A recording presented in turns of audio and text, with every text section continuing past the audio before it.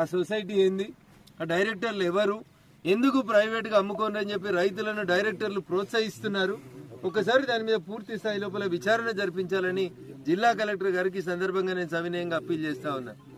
రెండో పంచాయతీ మాయిచ్చర్ ఎక్కువ ఉందని, మాయిచ్చర్ తక్కువ ఉందని, నలిస్తే వడ్లు వస్తలేవని, నూకలు వస్తున్నాయని, కలర్ మారిందని రకరకాలుగా రైతులను నేర్పిస్తున్నటువంటి రైస్ మిల్లర్లకు కూడా నేను సవినయంగా చేసేటువంటి విజ్ఞప్తి ఒకటే, సేటు మీరంతా సేట్ అనే పిలుస్తాం మిమ్మల్ని. మీ కడుపు చల్లగా కదలకుండా మీరు మిల్లులో కూర్చుంటారు. 6 కాలం కష్టపడ్డ రైతు నెల రోజులు రోడ్డు మీద ఉండి వడ్లు తీసుకొని వస్తే దాంట్లో మాయిశ్చర్ ఎక్కువ ఉందని, నల్ల రంగు వచ్చిందని, జరంత మొలకలు వచ్చినాయని, ఇంకో 5 కిలోలు కాంట్రా కొడతామని, ఈడ 42.5 కొడితే ఆడ 44 కొడతా వస్తా ఉన్నాయి రైస్ మిల్లు.